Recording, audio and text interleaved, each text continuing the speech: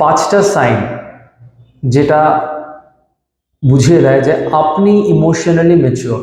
Emotional maturity কী জিনিস?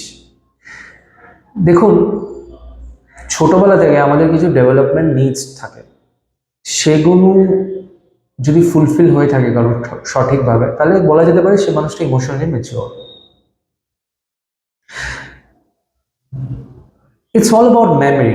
আপনার ছোটবেলায় আপনার পেরেন্টস, কাজিন, বন্ধুদের সঙ্গে বা অন্যান্যদের সঙ্গে যেমন রিলেশনশিপ ছিল, সেগুলো আপনাকে কিভাবে আপনার ডেভেলপমেন্ট নিডসগুলোকে মানে সঠিকভাবে হেল্প করেছে বা পেতে, এই সমস্ত মেমোরিজগুলো হেল্প করে আপনাকে প্রপারলি ইমোশনালি ম্যাচিওর হতে। ফার্স্ট সাইন যেটা আপনাকে বলবে আপনি ইমোশনালি ম্যাচিওর, সেটা হলো কোনো অকওয়ার্ড সিচুয়েশন, খুব টেন্স সিচুয়েশন, লাইফের খুব খারাপ সিচুয়েশন হট করে যদি আনএক্সপেক্টেডলি চলে আসে, আপনি আউট অফ কন্ট্রোল হয়ে যাবেন না। ফর এক্সাম্পল, অ্যাক্সিডেন্ট হতে পারে, ব্রেকআপ হতে পারে, চাকরি চলে যাওয়া হতে পারে, আপনি আউট অফ কন্ট্রোল হবেন না, নিজের কম্পোজার থেকে বেরোবেন না। That's number one. Number two, দেখুন আমরা সবাই রাগ করি, সবাই ঝামেলা করি, সবাই মারপিট করি, সবাই কিছু না কিছু মানুষকে রেগে গিয়ে বলে দিই। প্রত্যেকের একটা লিমিট আছে, সেই লিমিটের পর তাকে পুশ করলে বা পরিস্থিতি এলে সে কন্ট্রোল হারিয়ে যায়, এটা সত্যি। Let's accept the fact. আপনার কাছে যদি সেই অ্যালার্ম ক্লকটা থাকে, যে অ্যালার্ম ক্লকটা আপনার ভেতর থেকে বলে দেয় হট করে যে এবার কিন্তু আমি কন্ট্রোল হারাবো, এবার আমি উল্টোপাল্টা বলে দেবো, এবার আমি নিজের কন্ট্রোল হারাচ্ছি, যদি সেই অ্যালার্ম ক্লকটা আপনার ভেতরে কাজ করে এবং আপনি কিছু খারাপ বলা বা করার বা ঝামেলা করার আগে নিজেকে সরিয়ে নেন, বলেন আমার একটু সময় দিন, আমার একটু টাইম অ্যান্ড স্পেস লাগবে, যদি এরকম ভেতর থেকে একটা অ্যালার্ম সিস্টেম কাজ করে, তার মানে আপনি ইমোশনালি ম্যাচিওর। নাম্বার থ্রি, যখন আপনাকে কেউ ফিডব্যাক দেয়, ওপিনিয়ন দেয় বা ক্রিটিসাইজ করে আপনাকে, আপনি কি রেগে যান?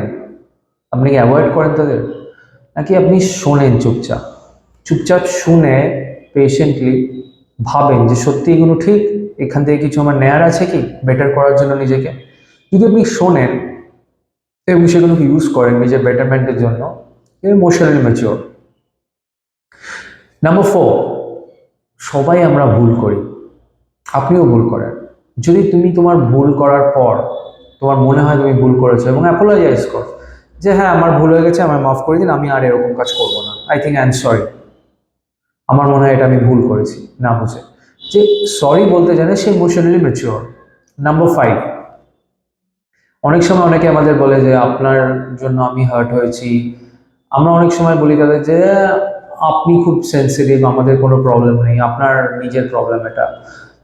এইগুলো বলার থেকে বরং আমরা এটা বলতে পারি যে হ্যাঁ আমার হয়তো কাজের জন্য আপনি হার্ট হয়েছেন, আমি রেসপন্সিবিলিটি নিচ্ছি এবং আমি ফিউচারে ঠিক ঠিক চেষ্টা করব যে কী করে এটা আর না হয় বা আমি কী করে আপনাকে আর হার্ট না করি। এই রেসপন্সিবিলিটি যে নিতে পারে, কম্প্যাশনেটলি সেই মানুষটাকে অ্যাপ্রিসিয়েট করতে পারে, সে যে হার্ট হয়েছে আমার অ্যাকশানে, সেই মানুষটা ইমোশনালি ম্যাচিওর।